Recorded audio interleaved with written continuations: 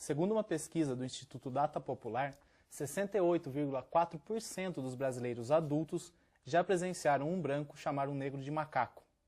O ponto de vista de hoje vai falar sobre o racismo e por isso eu recebo aqui a fundadora do grupo Força da Raça, Edna Almeida Lourenço.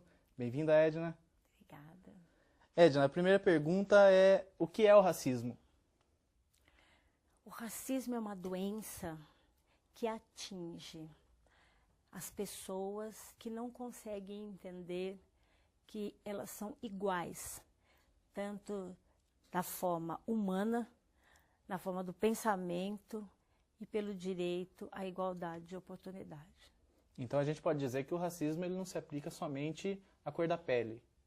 Ele existe em outros pontos? Ele existe em vários aspectos, né? Quais eles? Olha, primeiro, onde é que as pessoas guardam o seu racismo? Quando você é educado para conviver com todas as pessoas, respeitando o direito, a etnia, sexo, religião, você tem uma convivência fraterna, porque você trata de iguais. Mesmo sabendo que você não é igual. Nós não somos iguais na aparência física, na formação, lábios, nariz. Nós somos diferentes, mas somos seres humanos e temos que ser tratados como iguais. E acabamos por não sendo tratados como iguais, porque o racismo, ele é a base de todo esse sofrimento e de toda essa separação. Do ponto de vista do homem negro, da mulher negra, do homem branco e da mulher branca. Você imagine eu, uma mulher negra, ganho menos do que, ocupando a mesma função. Eu ganho menos que você, homem branco, menos que a mulher branca e menos que o homem negro. Então só aumenta esse ciclo de indiferenças. Esse ciclo de indiferenças, ele aumenta e nós temos um grande problema que é a educação. Quando a criança, ninguém nasce racista. Você coloca as crianças pequenas para brincar, elas brincam, é tranquilo, tudo bem. Quando elas crescem, esse racismo vai se apresentando, porque nas próprias famílias eles falam aquele negrinho, aquela negrinha, e é essa reação já que a criança tem dessa diferença, né? E aí quando ele entra na escola, a escola é a grande mola mestra do racismo e da diferença entre as pessoas. Mas então a gente pode falar que é na escola que o racismo ele ganha força ou é na sociedade? Ele ganha muita força na escola, porque você imagine um trabalho de escola, eu já vi trabalho de escola onde a apresentação do trabalho é completamente racista, porque você desenha uma boneca ou você faz aquilo no papel. E aí quando você faz a criança branca, a boneca branca, ela é totalmente diferente, toda linda, o vestido dela é maravilhoso e tal. E quando você faz uma boneca negra, o cabelo da boneca negra é de bombril. Por que tem que ser de bombril? Por que então não fazemos de lã, entendeu? Nos mesmos moldes que a gente faz da boneca branca. Então essa já é a diferença. Então você já ensina a criança que ela é totalmente diferente. E tem sempre muitas pessoas que não conseguem tratar os diferentes como iguais. Entendi. E um ponto importante, o que é considerado racismo? Qual tipo de agressão verbal ou de, não só agressão verbal, mas talvez de direcionamento, de posição contra alguém de uma outra cor de pele ou de uma outra etnia que é considerado racismo? O fato de eu ir a uma empresa e ter a mesma qualificação que uma pessoa branca, que uma mulher branca, e eles não me dão o trabalho, eles dão para ela. Ela pode até não ser tão preparada como eu, mas o fato, quando a pessoa chega, porque olha, algumas pessoas às vezes vêm e falam, olha, eu quero falar com a Edna. Não me conhece. A Edna é ativista, ela é do movimento, ela faz isso, ela faz... A pessoa espera uma outra figura. Então, às vezes, ela fala, nossa, você que é a Edna? Então, uma empresa é muito mais interessante para ela. Ela tem uma figura branca, ali apresentando, recebendo as pessoas, do que uma figura negra. Então, o racismo já começa daí, no mercado de trabalho, na sala de aula, quando você não consegue implementar uma lei 10.639, que fala da obrigatoriedade do ensino da história do negro e da cultura africana. Pela visão africana e não pela visão europeia. Isso. E aí o que acontece? A lei, ela é de 9 de janeiro de 2003. Ela fez 11 anos e nós não conseguimos implementá-la, porque os professores acham que nós queremos dar história de candomblé, que nós queremos... Não queremos ensinar religiosidade. Nós queremos falar dos nossos heróis, nós queremos falar da revolta da Chibata, toda a ação dos capoeiras, quando eles ganharam, venceram na revolta da Chibata, né? Onde os oficiais recebiam o castigo na Chibata. Nós queremos falar dos nossos heróis que chegaram lá e falar das nossas lutas, de todas as guerras que nós tivemos dentro desse país e que o povo negro teve junto. Na Guerra dos Farrapos, eles negociaram com os negros que fossem para a guerra a alforria. Existe muita essa associação, né, do negro com a religião, né, como se não conseguisse desassociar o negro do candomblé ou da Umbanda, por exemplo. Não, eles não conseguem desmembrar. E é essa dificuldade, porque nós temos negros católicos, por exemplo, os APNs, né, agentes pastorais negros, entendeu? Que são católicos e que estão no movimento, que têm uma ação fantástica. Nós temos os negros evangélicos, né, que também estão aí ativistas, mas eles não conseguem desmembrar a questão da religiosidade com o povo negro, né? E aí, quando a gente fala da questão da intolerância religiosa, a base da intolerância religiosa é o racismo, é religião de negro. Entendi. E, Edna, o racismo no Brasil, principalmente, ele tem essa força devido ao período da escravidão, ou ele ganhou uma outra força por causa de influências de outras culturas, europeia, americana, alguma coisa desse tipo? É uma somatória, mas a gente carrega muito o ranço da escravidão. Porque, veja, 14 de maio de 1888, nós fomos libertos, mas fomos libertos sem terra. Então, nós sofremos a violência da moradia, a violência do trabalho e a violência de não poder nem transitar na rua, porque foi criada a lei da vadiagem. Negro que fosse pego andando pela rua era preso por vadiagem, sabe? Conseguiu a liberdade, mas não conseguiu Ele não conseguiu. E aí vem os imigrantes com terra, com condição de viver dignamente.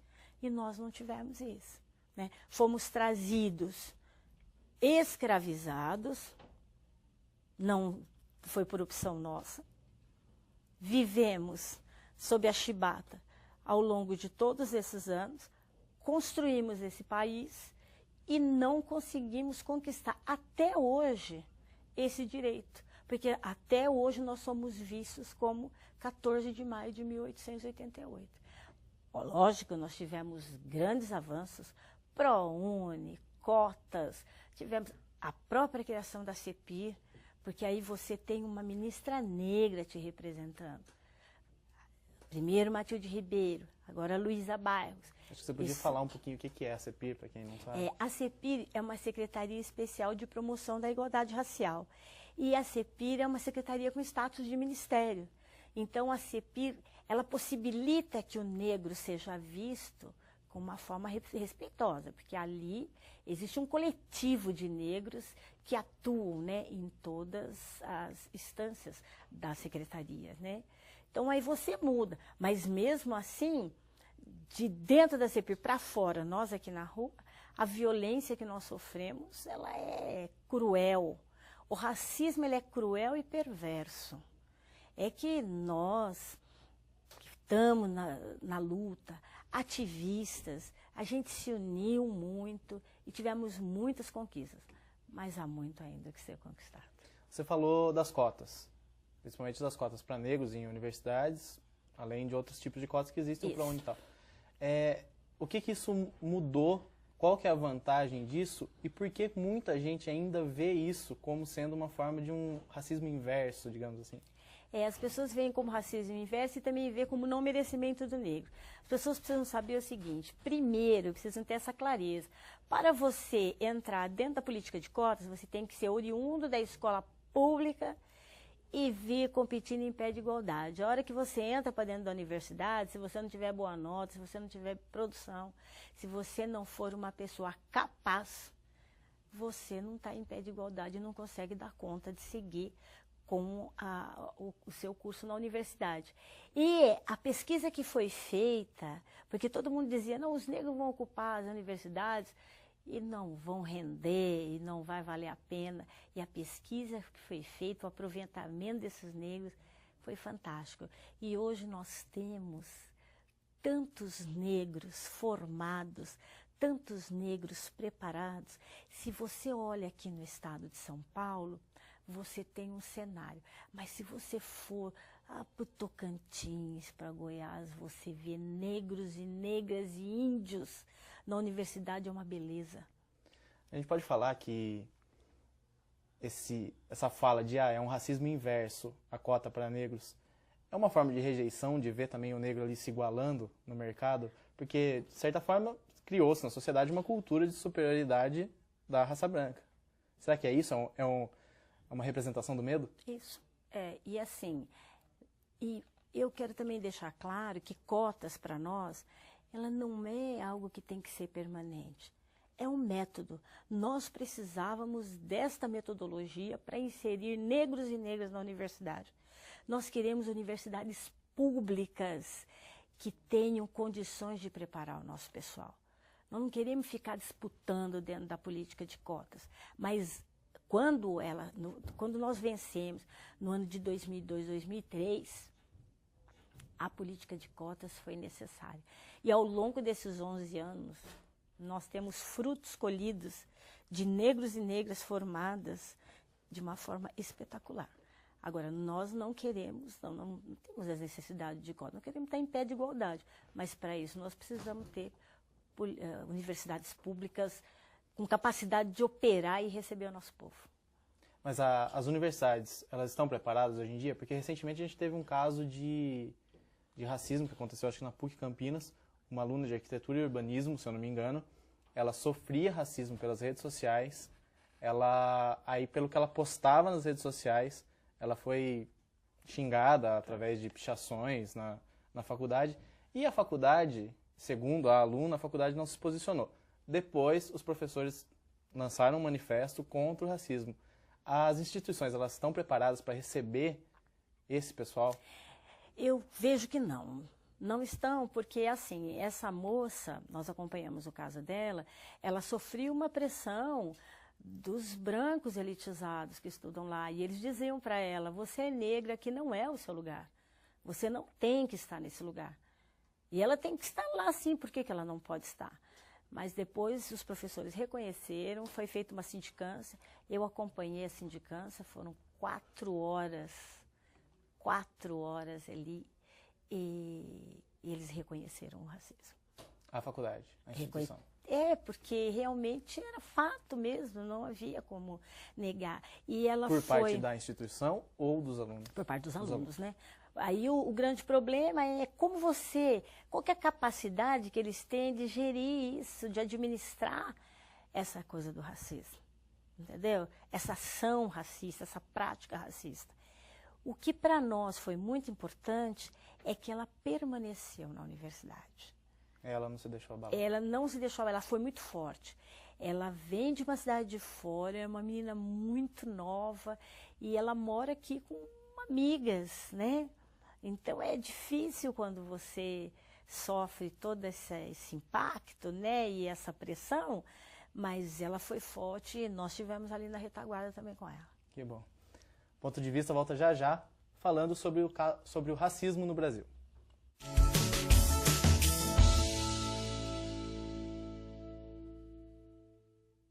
Você fica constrangido quando encontra uma pessoa com deficiência? Então, está na hora de mudar. Deficiência não é doença e essas dicas são para você. Ao conversar com o cadeirante, procure sentar-se. Assim, vocês mantêm a mesma linha do olhar. Para ajudá-lo a subir um degrau, segure a cadeira com firmeza e incline para trás, levantando as rodinhas da frente. Para descer, faça a manobra de marcha ré, sempre apoiando para evitar solavancos. Mas nunca movimente a cadeira sem antes pedir permissão ao cadeirante.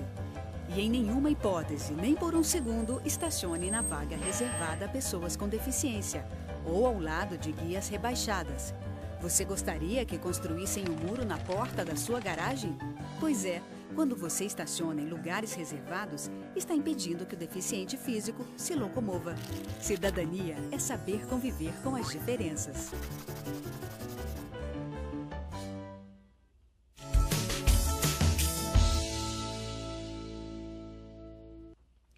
O Ponto de Vista está de volta falando de um tema polêmico, que é o caso do racismo, principalmente aqui no Brasil.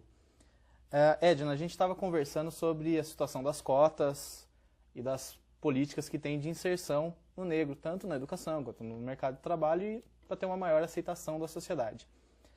A ministra da Secretaria de Políticas de Promoção de Igualdade Racial, a CEPIR, que a gente já falou, a Luísa Bairros, ela afirmou num evento temático que gasta-se muito com essa inserção, com essas políticas.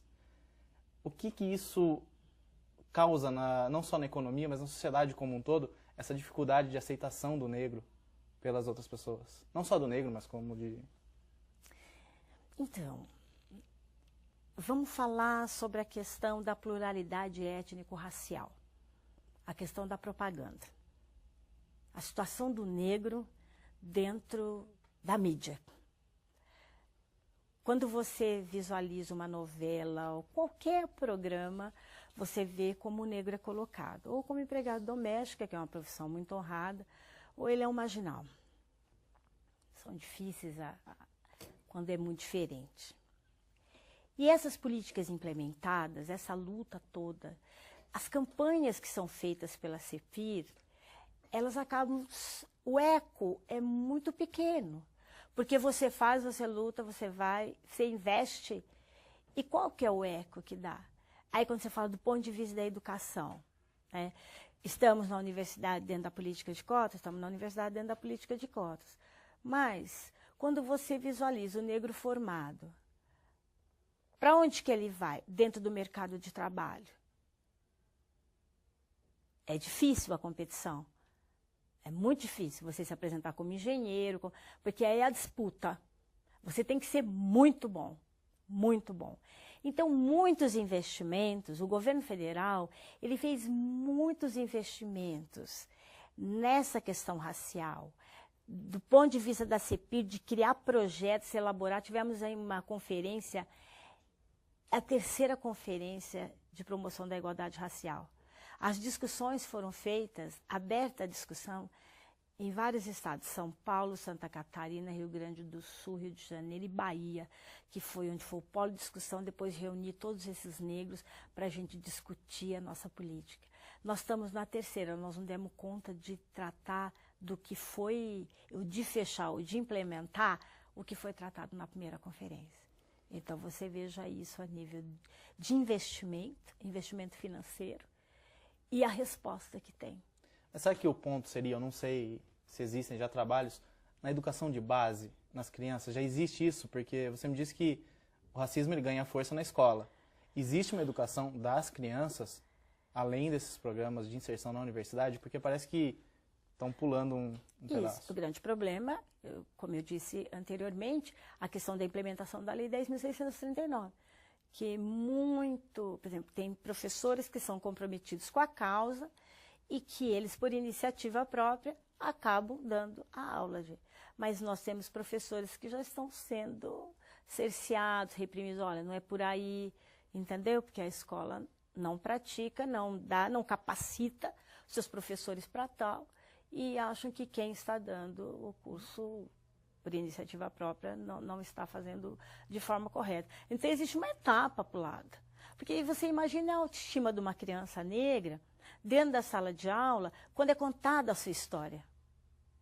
Ela fica com a autoestima dela elevada. Por que nós podemos falar da imigração italiana na sala de aula e nós não podemos falar de nós escravizados aqui para o Brasil? É dura? mas ela é real. Do papel dos negros na política. E não só isso, nós construímos esse Brasil. O negro construía igreja e não podia entrar na igreja. Quantos anos demorou para que o negro pudesse entrar dentro da igreja católica? Entende? Então você constrói, mas aquilo lá não é para você. Você teve sua mão de obra escravizada, tijolo por tijolo, e você não pode entrar naquele local. Outro ponto que você falou importante é o papel da mídia no racismo. A gente abriu o programa dando um dado falando que 68,4% dos brasileiros adultos já viram um branco chamar um negro de macaco. A gente teve recentemente um fato curioso com o jogador Daniel Alves, que é da seleção, pelo Barcelona, no jogo contra o Vila Real, onde jogaram uma banana e ele comeu a banana. Mas daí até outros colegas jogadores, como Neymar, por exemplo, eles entraram na campanha Somos Todos Macacos. Não tem uma distorção aí em falar somos todos macacos? Não é como se fosse uma aceitação? Eu posso estar errado na minha pergunta. É como uma aceitação ou eles deveriam ter usado isso de uma outra forma para ganhar mais força? Porque no fim acabou sendo, de certa forma, ridicularizado, porque foi usado em campanha promocional, foi usado para ganhar dinheiro.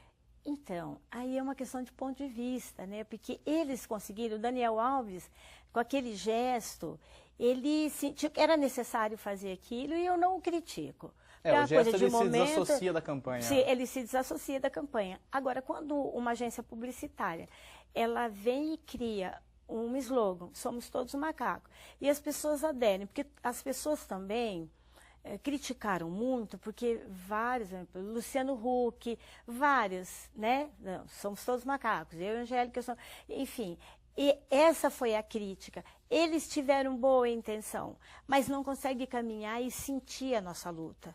Porque é diferente você ser negro, estar na pele negra e sentir o racismo quando você está dentro ou de uma casa de leis, ou numa casa de espetáculos. Você chega num teatro, a pessoa fica todo mundo olhando para você, como se você não pudesse estar ali assistindo aquele show.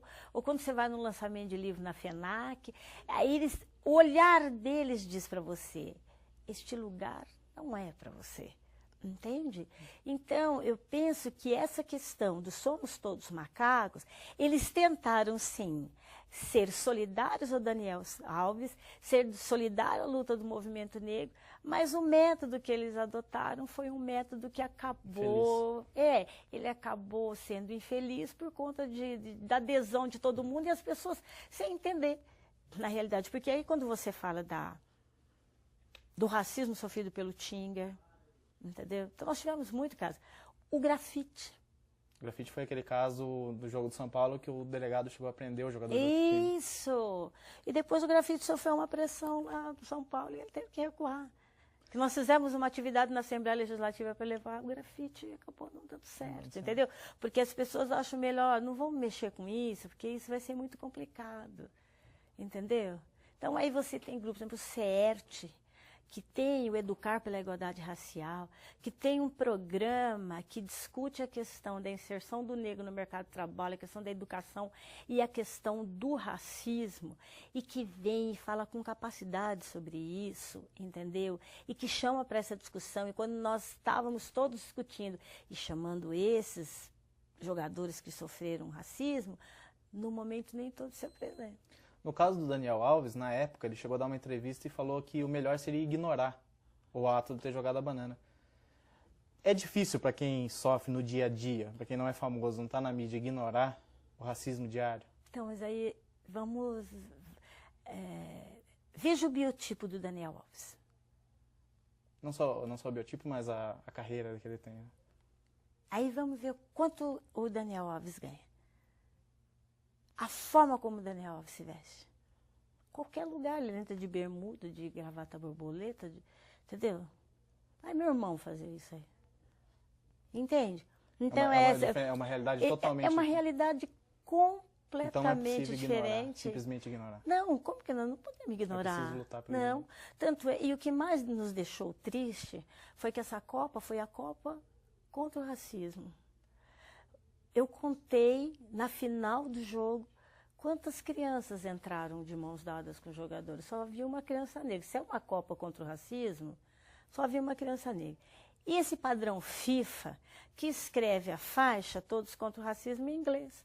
A Copa era no Brasil, entendeu? Então, a forma como eles adotaram, no início, os capitães dos times falavam sobre a questão nos seus idiomas, né, da luta contra o racismo e tal. O que representou isso?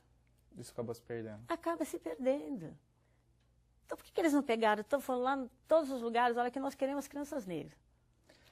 Você acha que existe uma omissão, agora uma pergunta bem pessoal, do Pelé, por exemplo, que você nunca vê o Pelé se posicionar contra o racismo, sendo que ele é o maior jogador do mundo, o maior representante disso, e teve a Copa no Brasil, ele teve a oportunidade disso, e ele ficou de fora?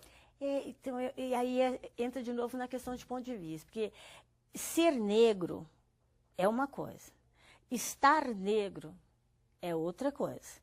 E tem gente que tem a pele negra e está negro só. É só em determinadas situações. Ser negro é ter compromisso com a sua raça, é ter orgulho da sua família, é ter orgulho de ser negro e ter construído esse Brasil. Então, não só o Pelé, existem várias personalidades negras que se comportam desse jeito. Eles acham que o fato dele ser negro já é o suficiente, mas não tem posição como negro. Sabe? Você não toma partido, você não tem postura como negro. Essa Copa contra o racismo, quem teria que ser a mola mestra dessa campanha seria o senhor Edson Arantes do Nascimento. E nós não tivemos. E ali, junto com ele, grafite, tinta, sabe, esses homens que sofreram racismo, seriam os grandes representantes, né? Mas cadê? Mas aí, a mídia daria espaço para isso? Você acha? É aí que eu disse para você, que a questão da mídia, ela, a partir do momento onde fica o branco, tá tudo bacana. Aí quando fica o denso, que vai escurecendo, quando você misturar a água com a terra, então quando você misturou, aí você deixa a garrafa lá parada. A terra vai descer e a água ela pode até ficar meio turva, mas ela está em cima. Então aquela parte é que vai ficar na frente. E o denso, o mais escuro, ele vai ficando mais para trás. Você diz assim, mas nossa, tem tantos negros agora, os bancos adotaram a política de cotas, você vai lá, está no call center, ninguém vê. Eles escondem? Eles escondem, elas estão no call center, onde as pessoas têm problema de ler, onde as pessoas têm todos os problemas, entendeu? Aí, onde vai ficando o branco, onde vai sendo a diretoria, você abre as portas. Será que não tem uma negra capaz, fala vários idiomas, poliglota, que fala francês? Eu conheço várias. Elas não estão dentro dessas empresas. Veja o cenário da Câmara Municipal de Campinas. Quantos vereadores negros tem aqui? E com compromisso com a luta do povo negro. Entendeu? Entendi. Então é isso, esse cenário, essa fotografia, a gente vê em vários lugares, não só no parlamento, em todas as esferas, no executivo, no legislativo e no judiciário. Já um outro ponto também, com essa globalização que existe e tudo mais, com a internet, a gente tem mais acesso a atos de racismo em outros países.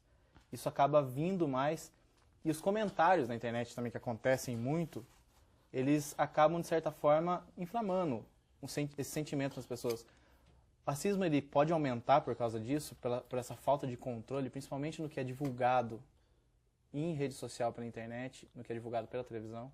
Pode, porque isso incita o ódio, né? Outro dia tinha lá um site, acho que é Viciados Online. E esse Viciados Online, ele tinha lá Eu Odeio Negros. Se você visse quantas pessoas responderam aquele Eu Odeio Negros, e nós entramos com uma representação no Ministério Público e foi tirado do ar, né? Mas você tem que ser muito rápido, porque você tem que fazer uma ata notorial, ir no cartório, mostrar aquela fita para registrar que ela realmente, que existe aquele site, aí você faz a representação, protocola e entrega para o Ministério Público. Quando o Ministério Público é rápido, às vezes eles recebem a informação e eles tiram o site do ar. Entendeu? Mas até aí um monte de gente já entrou, houve várias agressões. Já houve várias agressões. Então, o grande problema da rede social, do ponto de vista das pessoas racistas, ela incita o ódio. E aí, muitas coisas acontecem. O caminho sem volta, porque você vê negros que estão em eventos grandes, todos, eles saem, eles não voltam, porque ele é assassinado. Entendi. Ponto de vista volta daqui a pouco, falando sobre o racismo.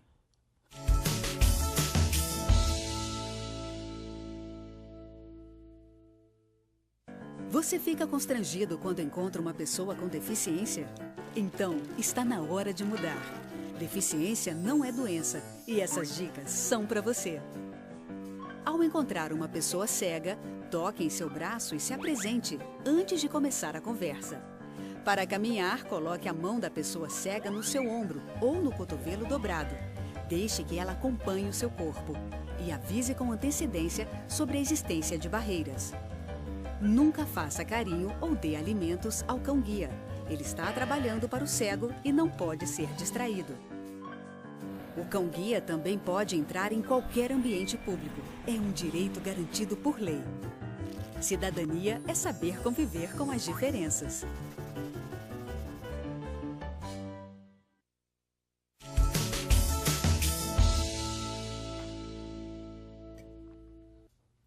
Ponto de vista de volta, falando sobre o racismo. Edna, a gente já falou sobre o mercado de trabalho, que existe uma dificuldade para os negros na inserção. Mas uma matéria do jornal É o País, na versão brasileira, desse ano, fala que teve um aumento da demanda de processos trabalhistas por conta de racismo no Brasil. A gente pode falar que não só o negro, mas as pessoas que sofrem racismo, elas estão mais conscientes de procurar os seus direitos? Hoje, por conta de todos esses setores que foram criados, nós temos a CEPIR, temos as coordenadorias de assunto da comunidade negra, então orientamos sempre, olha, quando sofrer alguma agressão de racismo, não fique quieta, não se cale, porque nós temos as defensorias públicas, nós temos como recorrer, então não podemos ficar quietos, então as pessoas estão denunciando sim. E uma coisa que eu quero destacar para você é que a mulher negra, às vezes ela é vítima do racismo, porque ela sofre um assédio moral no trabalho pelo seu chefe, porque quando ele tem uma funcionária negra que ela é bonita, você vê que o biotipo da mulher negra, ele é diferente, a mulher negra tem uma formação de corpo diferente e que às vezes atrai muito aos homens. E eles praticam um assédio moral. Então, quando eles não conseguem, então aí eles chamam de negra suja, enfim. Eles acabam apelando. Eles acabam apelando. E aí, vai-se para o recurso. Aí você faz um boletim de ocorrência e segue todo o procedimento, até a representação no Ministério Público. Mas além desse aumento de processos trabalhistas, o negro em si, ele procura mais a justiça hoje em dia? Procura.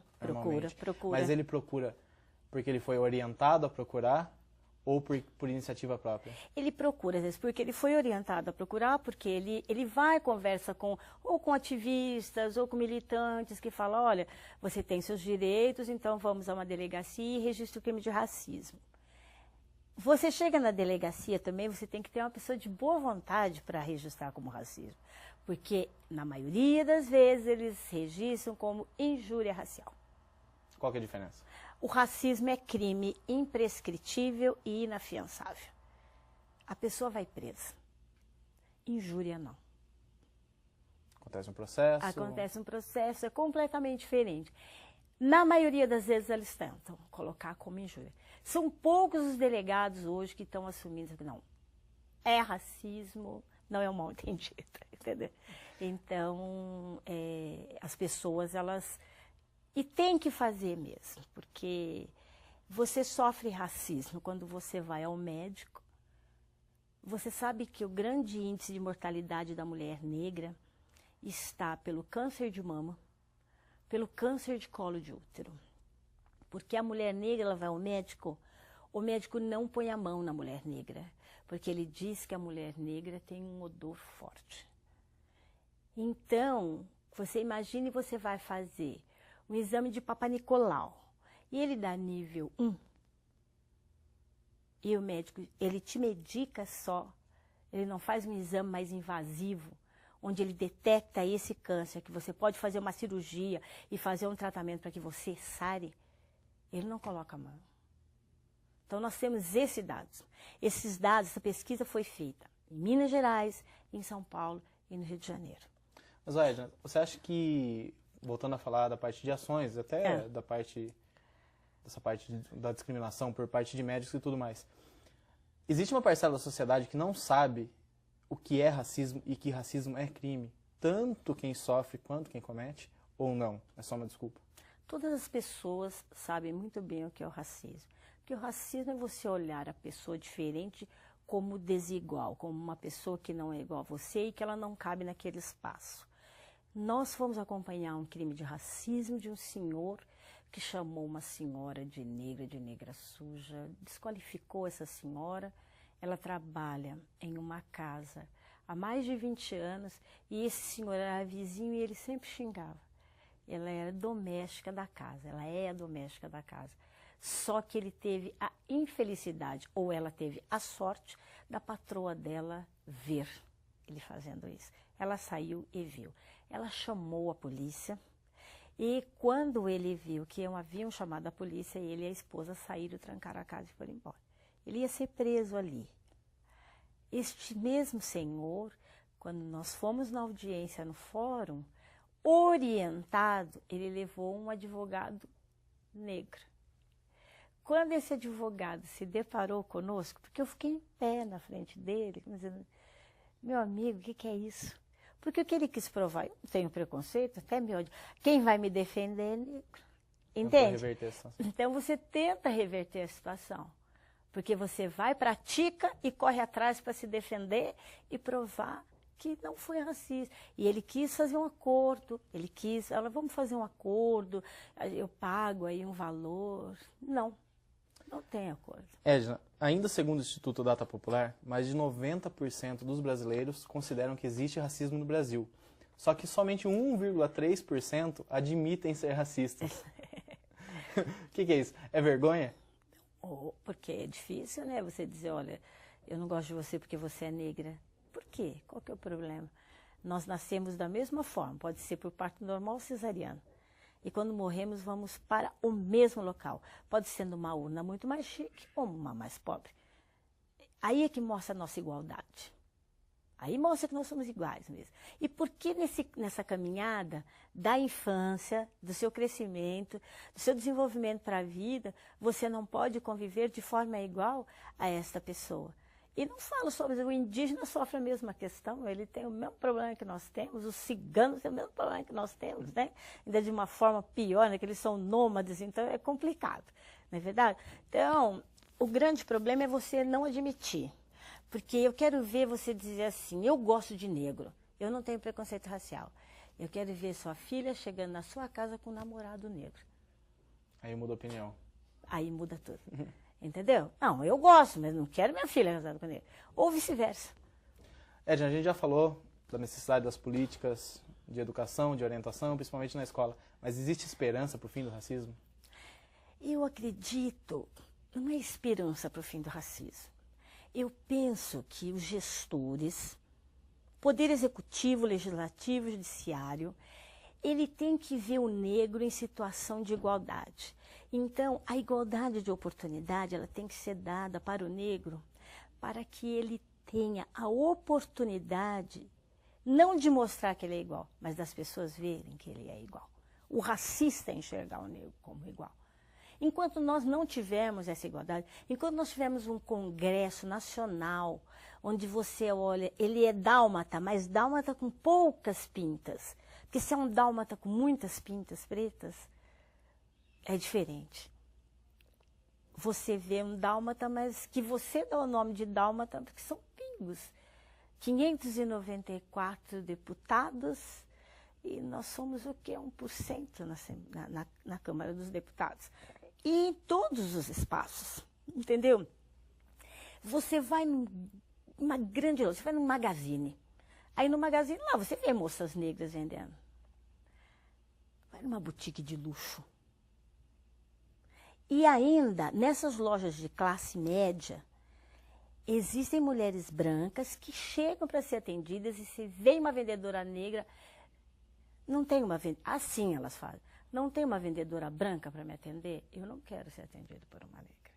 Então você imagina, nós sofremos tudo isso, porque é falso, a pessoa fala, mas não tem racismo.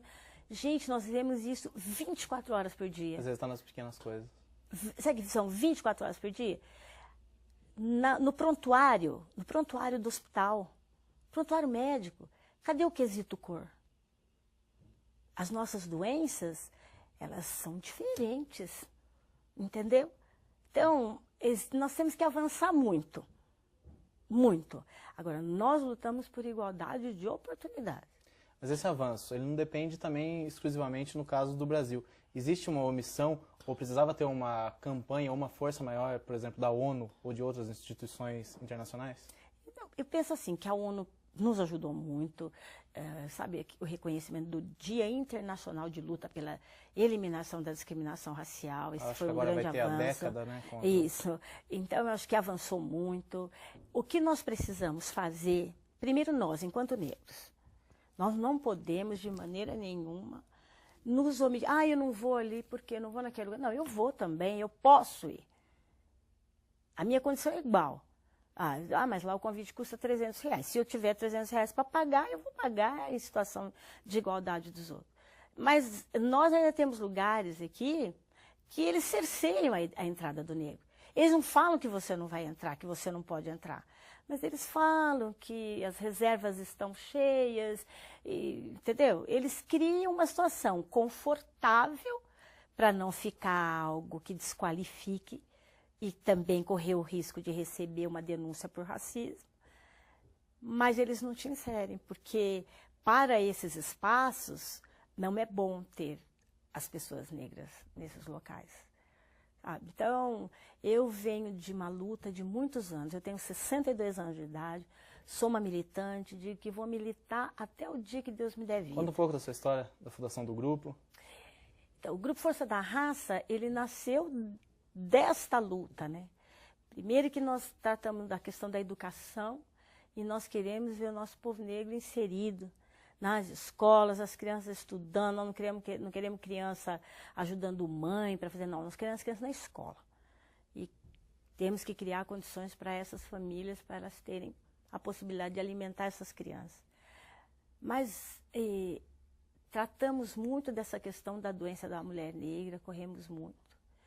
Porque há alguns dias atrás uma mulher negra chegou no posto de saúde e ela disse, doutor, eu estou com dor no braço. Ele falou, a senhora não carregou peso? Porque nós só carregamos peso, né? Nós só fazemos faxina, carregamos peso, agora não fazemos.